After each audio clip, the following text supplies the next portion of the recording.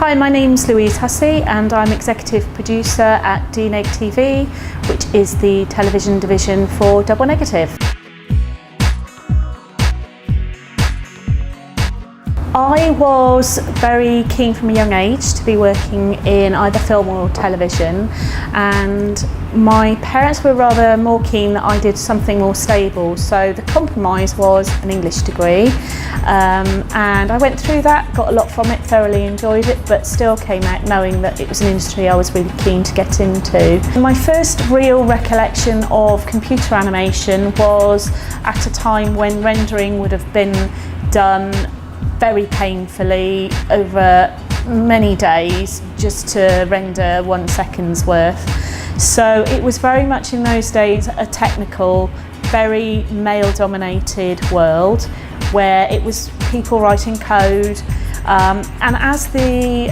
sort of user interfaces developed and became more user-friendly, it started to shift from tech into creative, and that sort of transition point is about where I started to kind of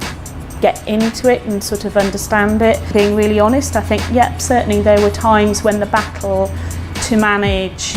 a family and a work and get that balance right takes a lot of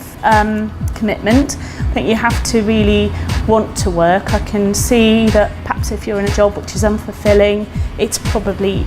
quite easy to give it up, but I think I'd always known I absolutely wanted to maintain a career, and so I think the reason I'm doing what I'm doing now is simply because I've stuck at it all over the years and kind of maintained a career even through the children, and you know, they're both now pretty much left home and they're off and about, and in a way that's great because now it's a time I can really focus on my career and do all sorts of things, and travelling at short notice and things that would have been very much more difficult with them when they were younger. So I think I accepted that probably for a time my career slowed down, possibly things, you know, just needed to be as they were, but I think continuing to drive in order to get to this point where I'm now, I think is ultimately means that actually I feel that it was the right thing to do. When you look at diversity, not just in terms of gender, but if you look at it in terms of race, I think the questions there are very much around education and access, and the fact that people are very much come into the industry often because they know somebody who already is working in it, who can get them some work experience or give them an opportunity to come and visit. Or so I think that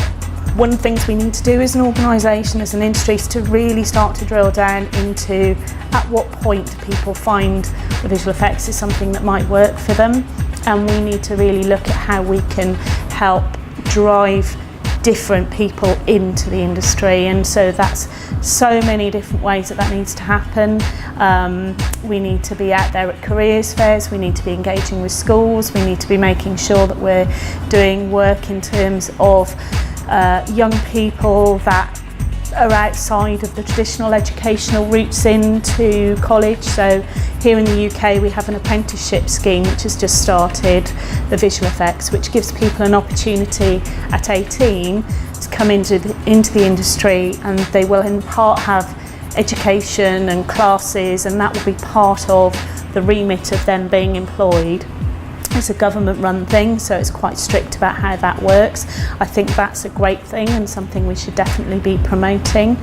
Here in the UK, the average student debt would be on leaving around £45,000 to £50,000. So for many families, that becomes utterly unbelievable as an amount of money that you could be in, and so that puts off many people in lower socio-economic groups. So there's definitely work to be done there in terms of thinking, how can you access this industry if it's not with a university degree?